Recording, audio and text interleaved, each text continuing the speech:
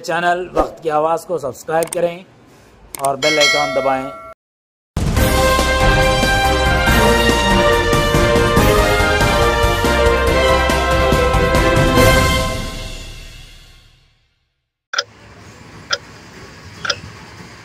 नाजरीन, वक्त की आवाज़ चैनल में आपका इस्तकबाल है। नाजरीन, मसूदिया अरबी हाई स्कूल ग्राउंड आदोनी में एक जलसा आम का इनेकाद अमल में आया। ये जलसा MRPF तंजीम की जानिब से मुनाकिद किया गया। जलसे का मकसद मुसलमानों के मसाइल को लेकर एक बुलंद आवाज़ हुकूमत तक पहुँचाना था। इस जलसे में कर्नूल शहर से दानिशवरान ने हिस्सा लिया।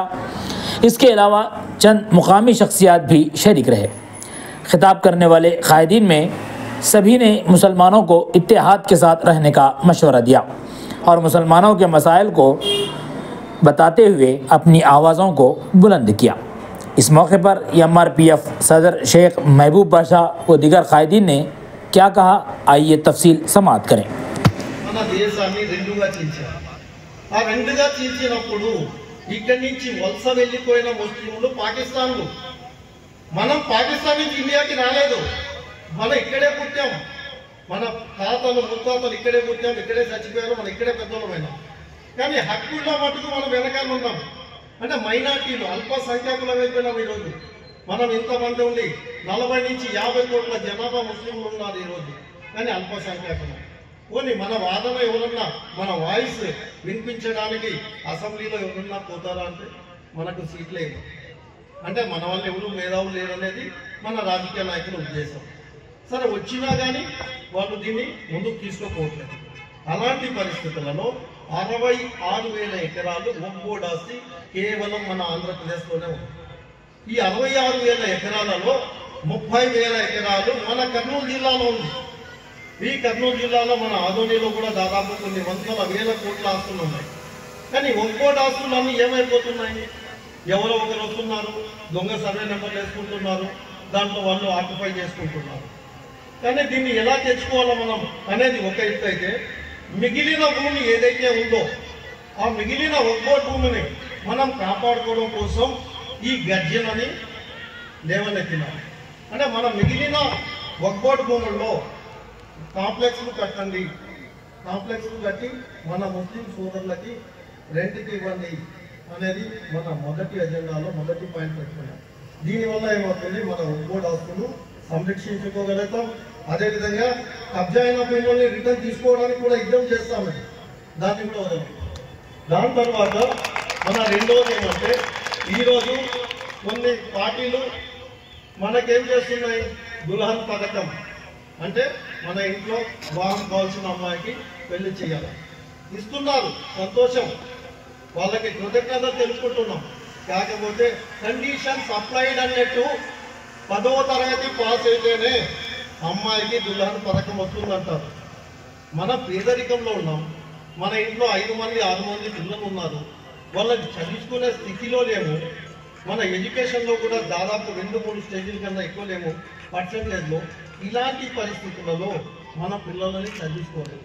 అంటే 10th క్లాస్ చదువుకోని అమ్మాయి ఓటు వేయచ్చు, ఆ ఓటులో మీరు పాలకులు కావచ్చు, కానీ 10th క్లాస్ చదవలేదంటే మీరు దుల్హన్ పథకం ఇవ్వరు. ఇది ఎంతవరకు సమంజసం అనేది నేను ప్రశ్నిస్తున్నాను. ఇలాంటి సమస్యల కోసమే ఈ ముస్లిం మహాగజంలో పెడుతున్నాము.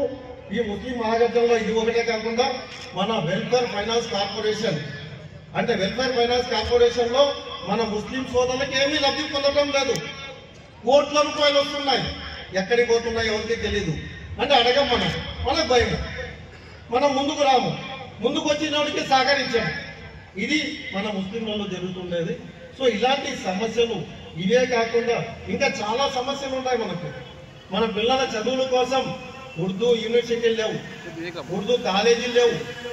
ఒక్కోటి భూముల్లో ఉర్దూ కాలేజీలు కట్టండి, గవర్నమెంట్ హాస్పిటల్ కట్టండి మా ఉర్దూ ఒక్కోటి భూముల్లో. దానివల్ల లాభం వస్తుంది, ప్రజలకు కూడా హెల్త్గా చూసుకోవచ్చు, ఎడ్యుకేషన్గా కూడా డెవలప్ అవుతుంది. కానీ ఇలాంటివే మేము ఎజెండా పెట్టుకొని మెచ్చుకొచ్చాం తప్పనించి దీనివల్ల వచ్చి ఏదో రాజకీయ లబ్ధి పొందాలా లేదా ఏదో మాకు డబ్బులు కావాలా అనే ఉద్దేశంతో రాలేదు. ఇదే విధంగా మనకేమంటే మన డిమాండ్లలో మనం ముఖ్యంగా మనం అడిగేది ఏమంటే, మనలో ఒక మేధావుల్ని ఎవరినన్నా ఏ గవర్నమెంట్ వచ్చినా కానీ వక్ఫ్ బోర్డుకి సంబంధించిన ఒక అధికారితో పాటు మన ఒక మేధావుని అక్కడ నియమించండి అంటున్నారు. అదేవిధంగా వక్ఫ్ బోర్డులో ఎవరో ఒక లేడీని కూర్చోబెడతారు, లేకపోతే ఎవరో ఒక పాత ఆఫీసర్ని తెచ్చి కూర్చోబెడతారు, ఇద్దరు ఇన్స్పెక్టర్లు ఉంటారు. వాళ్ళని అడిగితే ఏమంటారు, సార్ మేము పోలేము అక్కడ పోతే భయం. అంటే భయపడితే వక్ఫ్ బోర్డులో ఉండే అధికారులను కూర్చోబెట్టడానికన్నా గ్రూప్ 2 గ్రూప్ 1 ఆఫీసర్ని ఎందుకు పెట్టరు? వాళ్ళని పెట్టండి మనం అడుగుతున్నాం మన డిమాండ్లలో. అదేవిధంగా గురుకుల పాఠశాల లాంటి పాఠశాలలు పెట్టండి, మన పిల్లలు కూడా ఎడ్యుకేషన్ డెవలప్ అవుతారు, వాటిపైన అడుగుతున్నాం. కానీ ఇలాంటివన్నీ సమస్యలు మన దగ్గర పెట్టుకున్నాయి. మనం ఎందుకు ముందుకు రావట్లేదు అనేది ఒక రకంగా బాధాకరంగా ఉంది. ఇంకో రకంగా కొంతమందిలో వస్తున్నారు. సో అదేవిధంగా ఈరోజు ఈ ఎంఆర్పిఎఫ్ యొక్క మెయిన్ ఎజెండా ఏమంటే, ఈ రాష్ట్రంలో ప్రతి ఒక్క జిల్లాలో మేము ఒక్కొక్క కమిటీలు వేస్తున్నాము. ఆ కమిటీలతో పాటు ప్రతి ఒక్క మండలంలో ఒక్కొక్క కమిటీ వేస్తాము. ఈ కమిటీల్లో కానీ ఈ మన జిల్లాలో వేసిన కమిటీల్లో కానీ ఎవరి దగ్గర పోయి మేము ₹1 చేయి సాపము, ₹1 అడగము. మా సొంత డబ్బులతోనే మేము ఈ కమిటీలు వేస్తాము. కాబట్టి దయచేసి మీరందరూ నా సహోదరులారా అర్థం చేసుకోండి. మన సమస్యల నుంచి మనం ముందుకు రావాలంటే మీ వంతుగా మాతో పాటు ఒక అడుగు ముందుకు పోయినట్టున్నాం. మీకు సాయం అడగడానికి మేము రాలేదు. మనం 100 మంది, 1000 మంది, 1,00,000 మంది అయినప్పుడు ఆటోమేటిక్గా ఏమవుతుంది, రాజకీయ నాయకులు కానీ ప్రభుత్వాలు కానీ దిగి ముందుకు వస్తాయి. మన దగ్గరికి మనం పోరాడేది ఒక్కదాని కోసమే, మన సమస్యలు, మన బాధలు, మన హక్కులు. ఈ మూడింటికి తప్ప నుంచి మనం దేని గురించి కూడా పోరాడట్లేదు. మాకు కావాల్సింది కేవలం మా బాధలు, మా కష్టాలు, మా హక్కులు. ఈ మూడే మా డిమాండ్లు. ఈ డిమాండ్లు తీసుకునే ఈరోజు గర్జనతో ఆదోనికి వచ్చాము. మళ్ళీ మేము వస్తాం ఆదోనికి. మళ్ళీ కమిటీ నిర్ణయించే రోజు దయచేసి మీరు మేము ఇచ్చిన పాంప్లెట్లో కూడా నెంబర్లు ఉన్నాయి. మీ సోదరులు ఎవరన్నా కానీ మాతో పాటు చేయి కలపాలనుకుంటే, ఈ కమిటీలో మీరు కూడా పాల్గొనాలనుకుంటే మీరు కూడా మాకు ఫోన్ చేయండి. ఈ కమిటీలో మిమ్మల్ని కూడా తీసుకుంటాము. అదేవిధంగా ఇది ఈరోజు కలిసినప్పుడు ఇక్కడ ఒక బ్యాంకును చూశాను, కోఆపరేటివ్ సొసైటీ. చాలా హ్యాపీగా ఫీల్ అయ్యాను. ఎందుకంటే వాళ్ళు చేస్తూ ఉండే సర్వీస్ ఏమి, వడ్డీ లేని రుణం ప్రతిరోజు ఇస్తున్నారు, ప్రతిరోజు కలెక్షన్ చేసుకుంటున్నారు. ఆ hats off to this cooperative people. ఎందుకంటే ఆరోగ్య పట్టణంలో ఇప్పుడు ఎలా ఉందంటే రోజు వడ్డీ కోసం ఇచ్చే వాళ్ళు బకాసులు ఉన్నారు. వాళ్ళు ఏం చేస్తారు, డబ్బులు ఇచ్చిన తర్వాత ఆ డబ్బులు కట్టకపోతే ఇంట్లో సామాన్లు ఎత్తుపోతున్నారు, మహిళల పరంగా చాలా నీచంగా ప్రవర్తిస్తున్నారు. అలాంటి స్థితిలో ఈరోజు ఆదోనిలో చాలా సంతోషపడ్డాను. మేము ఆ బ్యాంకులు విజిట్ చేసినప్పుడు కూడా వాళ్ళు కూడా చాలా మంచి సర్వీస్ ఇస్తున్నారు. అలాంటి సర్వీస్లు ఇంకా కావాలనుకుంటే మనం అందరం ఏకం కావాలా. మన హాస్టల్ని, మన హక్కుల్ని మనం కాపాడుకుంటే తప్పకుండా సక్సెస్ అవుతాం అనేది నా నినాదము. అదేవిధంగా మీకు ఇంకొక చిన్న రిక్వెస్ట్ చేస్తున్నాను, దయచేసి మీరు ఈరోజు ఈ మీటింగ్ యొక్క ముఖ్య సందేశం ఏమనేది మీ ఆదోని ప్రజలకి తెలియజేయండి. ఈ ఆదోనిలో 70% ముస్లింలు ఉన్నారు, 70% ముస్లింలు ఉన్నారు. దీన్ని సెకండ్ బాంబే అంటారు. నేను చిన్నప్పటి నుంచి చిన్నవాడిని, ఆదోని అంటే సెకండ్ బాంబే. కానీ ఈరోజు ఇంతమంది మన ముస్లింలు ఉండి సెకండ్ బాంబేగా ఉండి రాజకీయాల్లో కూడా మన ముస్లింలు ఎక్కడ ముందు అడిగేసినట్టు నాకు అనిపించట్లేదు. అంటే రాజకీయాల్లో అంటే మన ముస్లిం వాళ్ళు రాలేకపోతున్నారా, లేకపోతే పైన ఉండే రాజకీయ పార్టీలు వీళ్ళు ఎందుకు తీసుకోవట్లేదు అనేది కూడా ఒక సందేహంగా మిగిలిపోయింది నాకు. అది కాకుండా ఈ చిన్నది కాకుండా మన పెద్ద రకంగా ఆలోచించినా కానీ మీలో ప్రతి ఒక్కరూ మీ పక్కన ఉండే ఒక పేదవాళ్ళకి మీరు సహాయం చేయండి. ఆ పేదవాళ్ళకి సహాయం చేసినందువల్ల మన సోదరులకు, మన బిడ్డలకు మనం అభివృద్ధి చేసినట్టు. ఇదే విధంగా మీ అందరూ ఒకటే, నేను లాస్ట్గా ఎందుకంటే సమయం చాలా ఎక్కువైపోయింది, మాతో పాటు వచ్చిన ప్రతి మిత్రులు కూడా మీకు కొన్ని సందేహాలు వాళ్ళ యొక్క ఇన్ఫర్మేషన్ మీకు పంచుకోవాలి. కాబట్టి లాస్ట్గా ఒకటే నేను చివరిగా మీ అందరికీ రిక్వెస్ట్ చేసుకుంటున్నాను, దయచేసి మన ముస్లిం సోదరులారా, మనము ఒక నవాబులుగా పెరిగినాము, నవాబులుగా ఉన్నాము, నవాబులుగానే చచ్చిపోతాము. ఆ నవాబిజం మనకు కావాలంటే ఇలాంటివే మనం ఒక అడుగు ముందుకేసి మన అందరము కలిసి మనకన్నా పేదరికంలో ఉండే ప్రజలకి మనం సహాయం చేయాలంటే మనం పోరాటం చేయాలా. మన పోరాటం అంటే ఏదో కత్తులు పట్టుకొని యుద్ధానికి పోవడం లేదు. మన పోరాటం, మన వాణి, మన వాయిస్ పైన ఉండే రాజకీయానికి వినబడాలా.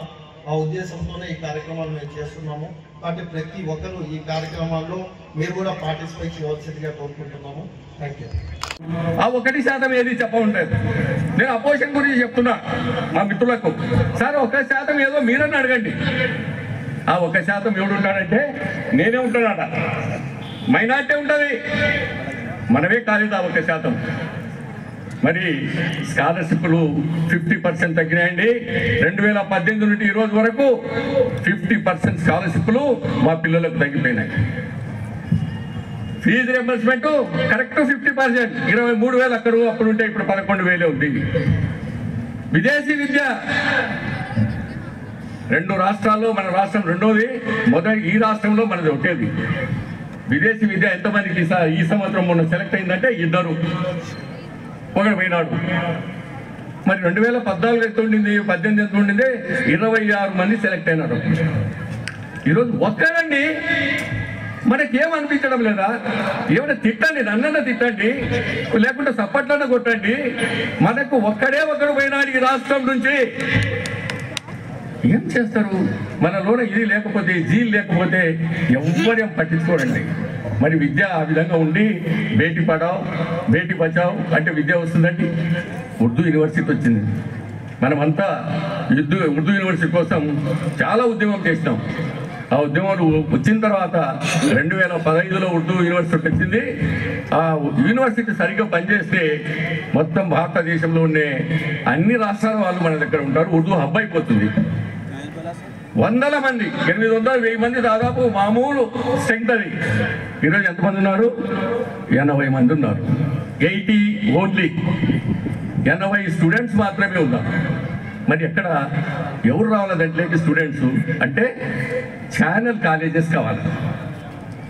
Colleges from Adoni, from Nandyal, from Atmakur, ఇక్కడ కాలేజెస్ పెట్టాలా. సెంట్రల్ గవర్నమెంట్ మీ ఊర్లో 2-3 కాలేజీలు ఓపెన్ చేసింది 2020లో. మీరు ఎప్పుడైనా చూసినారా? సద్భావన మండపం ఒకటి కట్టింది, ఎప్పుడైనా చూసారా? ITI ఒకటి కట్టింది, చూసినారా? ఇంతవరకు కాలే. 126 కోట్లు మనకు రిలీజ్ చేసినారు. సెంట్రల్ గవర్నమెంట్ 60%, మనము 40%. ఈ 126 కోట్లు మనం వాడుకుంటే మళ్ళా నెక్స్ట్ ఇన్స్టాల్మెంట్ కూడా వస్తుంది.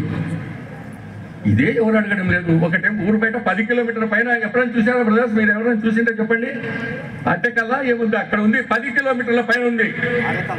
30,000 ఎకరాలు ఉఫ్ఫన్నారు మా పెద్దలు, ధర్మాత్ములు ఉఫ్ఫన్నారు. అంత ల్యాండ్ పెట్టుకొని 10 కిలోమీటర్ల దూరంలో ఒకటి కట్టారండి. ఈరోజు ఇక్కడే కొన్ని చోట్ల అయితే లేనేలేవు. మరి ఈ విధంగా మన ప్రాపర్టీస్ను ఎవరో పెద్దలు, ధర్మాత్ములు పుణ్యం కోసం ఇస్తే మనమే కాదు ఇతర క్యాస్ట్ వాళ్ళు కూడా ఇచ్చేసుకుంటున్నారు. ముఖ్యంగా ఆదోని డివిజన్లో ఉద్యోగస్తులు కూడా కుమ్మక్కైనారండి. దుప్పటి పంచాయతీ చేసి నీది 17 ఎకరాలు ఉంది, వాళ్ళు ఎస్సీలు వచ్చినారు, నీకు ఎకరన్నర ఇస్తాము, మిగతా ఇచ్చిపో. ఎవరికి చెప్పాలా? చెప్తే మనకు బలం లేదు. మనం ఏదో అదే తుని మాదిరి మనం చేయలేము, అనకాపల్లిలో మాదిరి గలాటలు చేయలేము. చేస్తే అల్లాని అడుకుంటాం. అల్లాని అడిగిన రోజు మా మనసు నొప్పి వచ్చిన రోజు మీరందరూ దిగిపోతారు. మీరెవడు మిగలడు. అర్థం చేసుకోవాలి. మా భూమి మాకు ఇవ్వడానికి మీకేమి నొప్పి. కాబట్టి నేను ఈ రాజకీయ నాయకులు అయితేనేమి, మరి ఎవరైతే అధికారులు కూడా కుమ్మక్క అవుతున్నారు అయితేనేమి, ముఖ్యంగా మా సార్ చెప్పినట్టు వక్ఫ్ బోర్డు అధికారులు పూర్తిగా, ఒక అధికారి నిన్ననే దేవనకొండలో 45 ఎకరాలు ఫోన్ చేసి నువ్వు ఇన్ని లక్షలు తేవాలన్నాడు. ఇది పాలిటిక్స్ కాదు. ఆయన 2 రోజులు ఊరుకున్నాడు. 3 రోజులు సార్ నాకు 5 మర్డర్ కేసులు ఉన్నాయి నా మీద అన్నాడు. 4వ రోజు నువ్వు ఎక్కడున్నావు సార్, నేను చంపాలనుకున్నా గంటలో అన్నాడు. వాడు పారిపోయినాడు. It's a fact. ఇట్లా అనాలా ఎవరని? అధికారి అనేవాడిని ఇట్లా అనాలా? నీ అధికారం ఏంటి? నువ్వు చేసే పని ఏమిటి? కాబట్టి చాలా ఇష్యూస్ మనవి పోరాడితే కానీ వచ్చే ఇష్యూలు కాదు. ముఖ్యంగా మనం ఈరోజు వక్ఫ్ బోర్డు ఆస్తుల ప్రొటెక్షన్కు ఒక కార్యరూపం ప్రోగ్రాం ఇస్తాము. రెండోది మరి టెక్స్టైల్ పార్క్ ఒకటి. మూడోది ఒక చిన్న విషయం చెప్తాను. ఒక కల్చర్, ఒక మతము నశించిపోవాలంటే ఆ కల్చర్ నశించిపోవాలా. यहाँ आदोनी में हो रहा है, ये मुस्लिम राइट्स प्रोटेक्शन फोरम का दूसरा जलसा है और पहला जलसा अल्हम्दुलिल्लाह की जरूरत है। देखो अल्लाह ताला ने इल्म एक चीज पैदा किया है।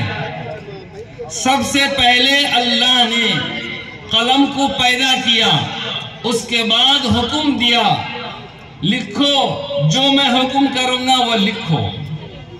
और हमारे और आपके आका ताजदार मदीना फखरे दो जहां रहमतुल लिल आलमीन सल्लल्लाहु अलैहि वसल्लम पर सबसे पहले वही जो उतरी वो इक़रा की वही थी।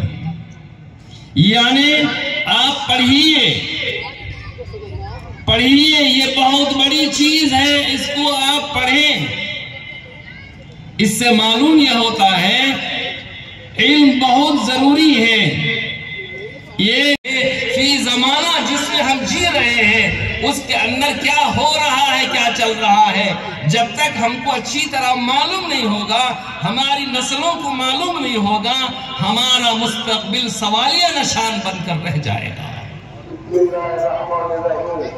पर तशरीफ आवर इज्जत माब मेरे तमाम बुजुर्गान दीन भाइयों को और जलसगाह में तशरीफ आवर तमाम भाइयों को, सहाफ़लिस अमले को और मेरी ख़वातीन बहनों को सबकी खिदमत में तस्लीम अर्ज करती हूँ।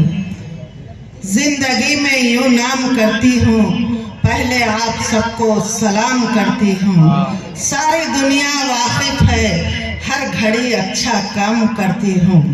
अल्लाह के फजल व करम से आज अल्लाह के घर के सामने खड़ी हूँ। आप तमाम की इजाज़त के साथ मैं खड़ी हूँ। अल्लाह ताला से हमारी यही दुआ है कि हम अपने हुकूक की लड़ाई में कामयाब होते हुए, अपना फर्ज निभाते हुए, आज दुनिया के ऐ मुसाफिर मंजिल तेरी खबर है, तय कर रहा है जो तू 2 दिन का ये सफर है। अल्लाह के फजल व करम से इस 2 दिन के बाजार में हम सबको दीनी दुनियाई तौर पे जिंदगी गुजारना है। हिंदुस्तान एक ऐसा मुकाम है जहाँ पर हिंदू, मुस्लिम, सिख, ईसाई जिंदगी बसर करते हैं। अपने अपने हुकूक के लिए अपनी कम्युनिटी के भाइयों को सामने आना बहुत जरूरी है। तो आज एक ऐसी शख्सियत जो महबूब भाई जी ने जो बेड़ा उठाया है, क्या वो सियासत के लिए उठाए हैं? वो भी नहीं। क्या उन्हें कुछ काम होना है? वो भी नहीं। कुछ मकसद है? वो भी नहीं। सिर्फ और सिर्फ हमारी कौम का बेड़ा उठा के हमारे महरूम होते हुए हुकूक को इकट्ठा करते हुए, अवेयरनेस करते हुए एक प्लेटफॉर्म पर लाकर सबको इकट्ठा किए हैं और ये सुना रहे हैं कि भी कम्युनिटी के लोग कब आएंगे, मगर आज हमारी कम्युनिटी के लोग आकर मुंतजिर हैं और हमारे भाइयों ने अपनी खिदमत के जरिए सबके लिए अपनी कमर बनकर ठहरे हुए हैं और अपने हुकूक की लड़ाई के लिए आगे बढ़ने की कोशिश करा रहे हैं।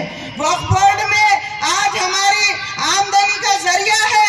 हम भूखे मर रहे हैं, हमारे बच्चे लाचार हो जा रहे हैं, हम भूख से बिलबिला रहे हैं, हमारे घरों के चिराग बुझ रहे हैं।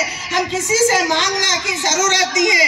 बंदे हैं तो रब से मांगो, क्यों घर के आगे हाथ फैलाते हो? अगर आपके पास ताकत है तो वक्फ बोर्ड के आमदनी का हिस्सा आपका हिस्सा है, उसमें से आपको हासिल करना है और आपको उसमें से अपनी जिंदगी के शुरुआत के लिए आने वाली नस्ल को आगे बढ़ाने की जरूरत है। क्या आपका हक नहीं है? क्या आप कब तक भूख की जिंदगी गुजारेंगे? क्या आप तक बेरोजगारी की जिंदगी गुजारेंगे? आपको हर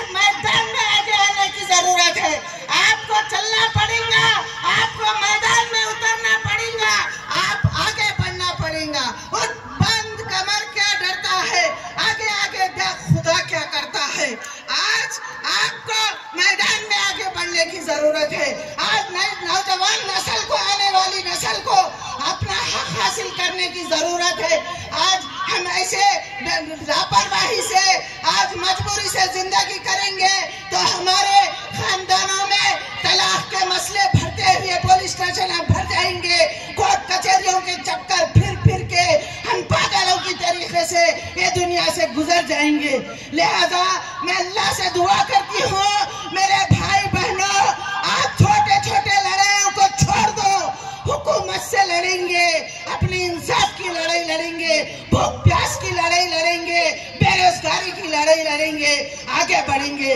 कहो तो छोड़ देंगे हम जहां की महफिले सारी, कहो तो छोड़ देंगे हम जहां की महफिले सारी, नबी की नात की महफिल सजाना हम ना छोड़ेंगे, ये नारा या रसूल अल्लाह लगाना हम ना छोड़ेंगे, हमको बुलाना या रसूल अल्लाह, हमको बुलाना या हबीब अल्लाह, हमको बुलाना या हबीब अल्लाह।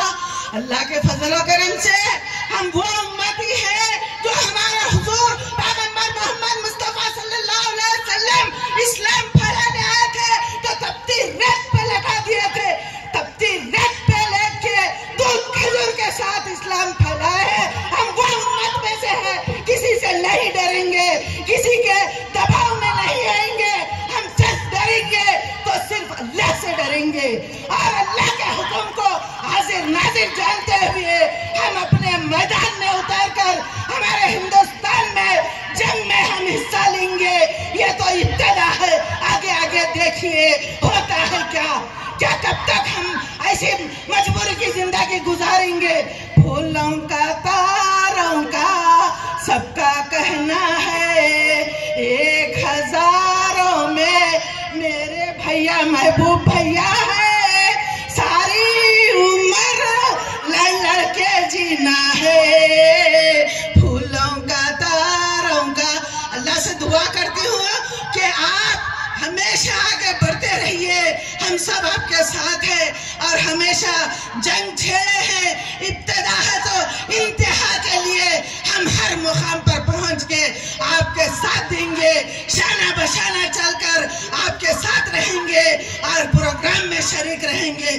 सोदरी सोदरी मनुल्लारा మరి ఆదోని పింటల్లారా, మరి మనకు ఈ దేశంలో ఈ రాష్ట్రంలో మనకు అందరికీ నివసించడానికి జీవించడానికి మరి మనకు హక్కులు ఉన్నాయి।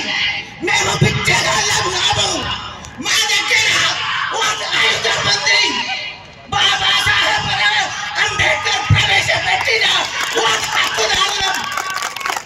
మా ఓట్లతో మా ఓట్లు గుర్తించుకున్నప్పుడు మేము ముస్లిం అని గుర్తు రాలేదా? మా ఓట్లు తీసుకొని మీరు సీట్ల పైన కూర్చున్నప్పుడు మా కాసుల బట్టలు, మేము విడిపోతున్న కుటుంబాలు, మా బిడ్డలు విదేశాల్లో జైల్లో బందీ అయినప్పుడు మా ఓటర్గా మా బిడ్డల హక్కులు మీరు ఎలా గుర్తు చేసుకోలేరండి? మిమ్మల్ని చెప్పాలా? మాకు ఇఫ్తార్ పార్టీకి వస్తారు మీరు, మాకు రిజర్వేషన్ కావాలంటే మతం అంటారు, మాది తలాక్ బిల్లు ఈ రోజు పార్లమెంట్ లో పెడతారా మీరు?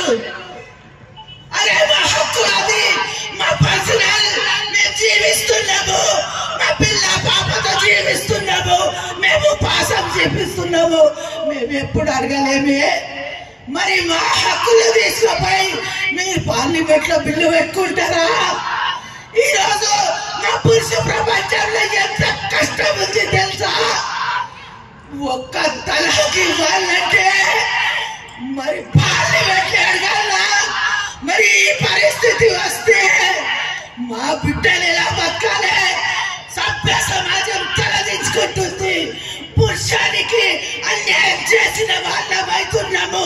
మరి ఈ సమాజంలో సమాజమే మా దేవాలయము, ప్రజలే మా దేవుళ్ళుగా భావించి సంఘానికి సేవ చేస్తున్నాము। మాకు రక్తం కన్నీరు వస్తున్నది మా బిడ్డల పరిస్థితి చూస్తుంటే। మాకు 12% రిజర్వేషన్ ఇవ్వరా? ఎందుకు ఇవ్వరా? మాకు హక్కు లేదా? మా మౌలానా ఆజాద్ జైల్ की बोलेगा, माँ बीबी फातिमा जेल की बोलेगा, ఎందుకండి మేము అడగలేమనుకుంటున్నారు? మేము అన్ని చూస్తున్నాము. మీ మేలు కోరే సంఘ సేవలం, ప్రజా మేలు కోరే సంఘ సేవలం. ఆలోచించండి ఓ రాజకీయ నాయకులారా, ఎలా చెప్పాలో ప్రజా మేలు కోరే संघ सेवलम प्रजा।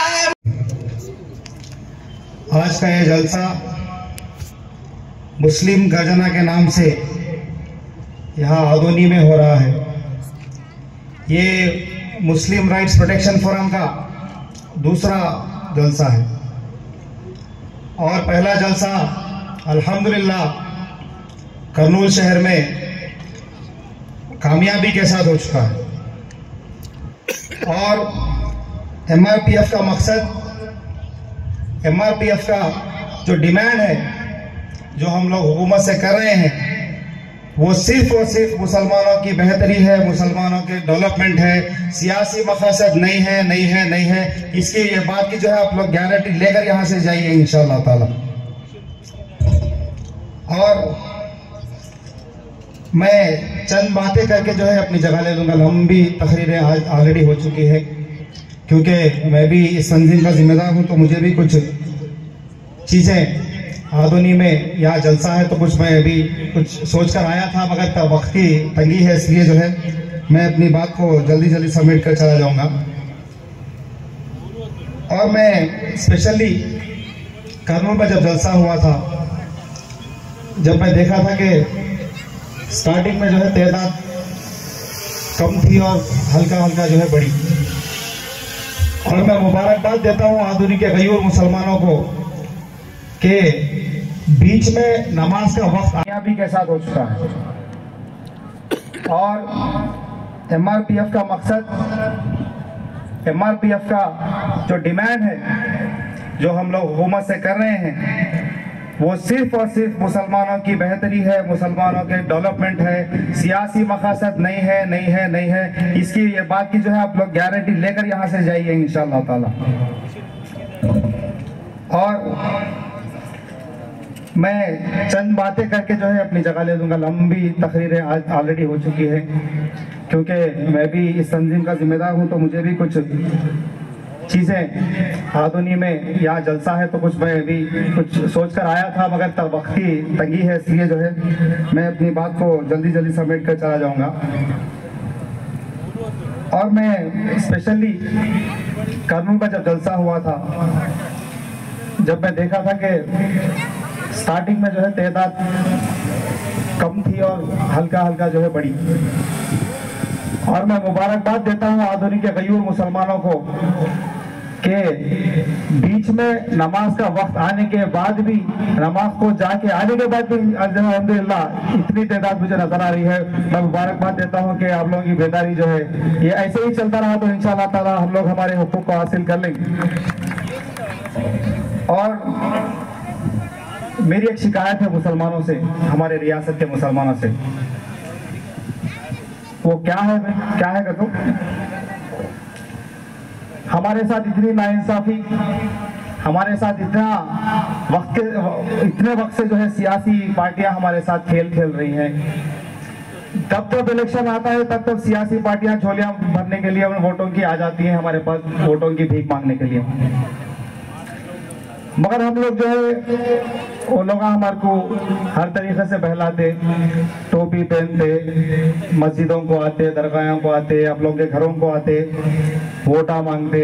आप लोग बहुत ही खुलूस के साथ उनको जो है अच्छा बोल के वोटा भी डाल देते, उन्होंने इख्तिदार में आ जाते। फिर 5 साल तक जो है मुसलमानों के मसले भी पानी में गए, मुसलमानों के मसले मसाइल सब पानी में चले जाते।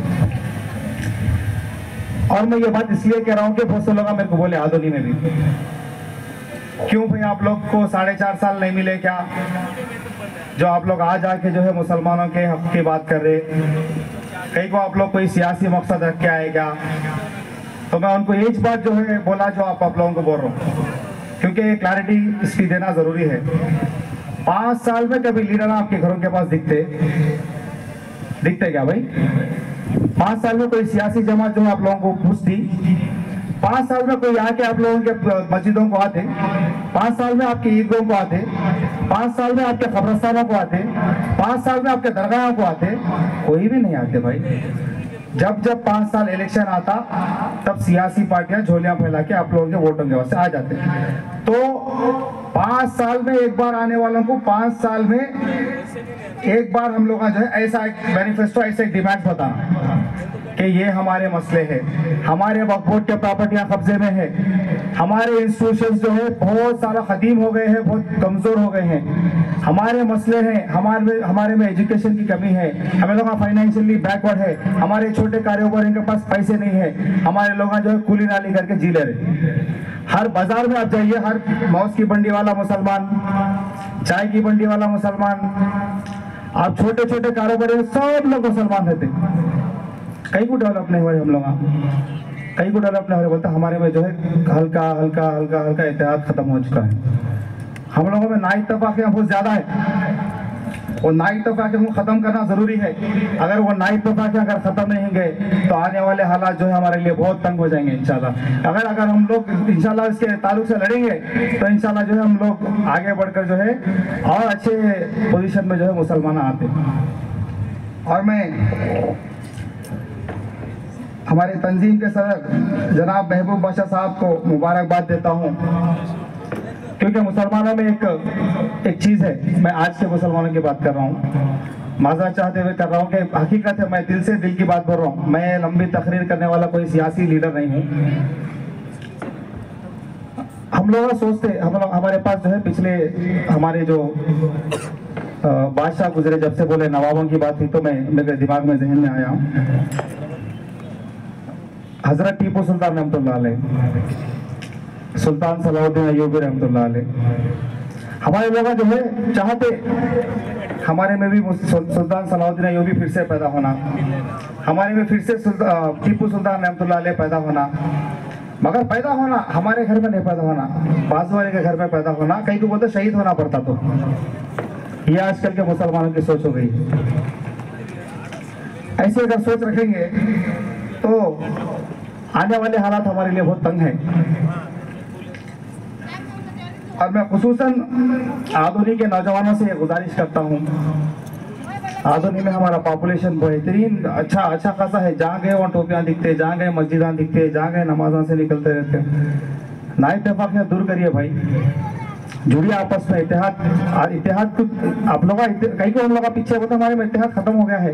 हमें लोग अगर जुड़ेंगे, हमें लोग अगर आगे बढ़ेंगे जुड़ के, अगर हमें मसले मसाइल के लिए जिद्दोजहद करेंगे, तभी जो हमारे मसले मसाइल हल होने वाले हैं, तभी हम लोग जो है आगे बढ़ने वाले हैं, एजुकेशनली, फाइनेंशियली, इकोनॉमिकली, हर तरीके से आगे बढ़ने वाले। कब है बोल तो हमें लोग एक होना, हमारी जमात को बाजू रखना, हमारी सियासी पार्टी को बाजू रखना। जब हमारे मसले मसाइल आते, हम लोग जुड़ के काम करना, हमें जुड़ के आवाज उठाना। और MRPF को जो है आप लोगों को मैं करीब 3-4 दिन से यहीं पे हूँ, तो मैं थोड़ी चीज़ें महसूस करा और मेरे को बहुत तकलीफ हुई। कई को कह रहे भाई हमें आप बहुत करे, तुम्हें वहाँ से को करे तो क्या होता, हमें आए तो कहीं प्रॉब्लम हो जाता। मैं आप लोगों से एक बात बोल रहा हूँ, हमें लोगों का तो जंग लड़ने जा रही, हमें लोगों का तो आपको तलवार देखो बिठा रही हैं, इसको तो काटो कतरो बोल रही, नहीं बोल रही। हम लोग जो है सिर्फ आओ बैठो, जो है हमारे साथ आवाज उठाओ, हमारे मसले मसाइल के जो जिद्दोजहद करना बोले तो लड़ना नहीं है भाई, सब लोग आके मिलके जुड़ के बताना जो है हम लोग मुसलमान पूरे एक है और हम लोग इंशाल्लाह ताला जो है आप लोगों हुकूमत से सवाल करने के लिए तैयार है बोल के बता। इसको बोलते जिद्दोजहद करना। वो सा तलवार लेके पूरे बोले भाई, बहुत लोग डर गए, मैं इसलिए बोल रहा हूँ। मगर मैं मुबारकबाद देता हूँ कि आधुनिक गयूर मुसलमान जो भी यहाँ पे आए हैं, वो हर एक इंसान में जो है टीपू सुल्तान रहमतुल्लाह अलैह बस को है, उन लोगों में जो है शहीद होने की जो है ताकत है, उन लोगों में लड़ने की ताकत है। वो लोग जो है आके आज ये मीटिंग में बैठे। और मैं MRPF के तरफ से एक छोटा सा एक शेर बोलकर जो है अपनी जगह ले लेता हूँ। ये मैं आप लोगों की तरफ से भी है। मोहब्बत कौन करता है, सियासत कौन करता है। मोहब्बत कौन करता है, सियासत कौन करता है, हमें मालूम है हमारी हिफाजत कौन करता है। मोहब्बत कौन करता है, सियासत कौन करता है, हमें मालूम है हमारी हिफाजत कौन करता है। और हम ही ने लाज रखी है यहाँ बुजुर्गों की, वरना हम ही ने यहाँ लाज रखी है बुजुर्गों की यहाँ, वरना सभी टुकड़ों पे पलते हैं, बगावत कौन करता है। अस्सलाम वालेकुम।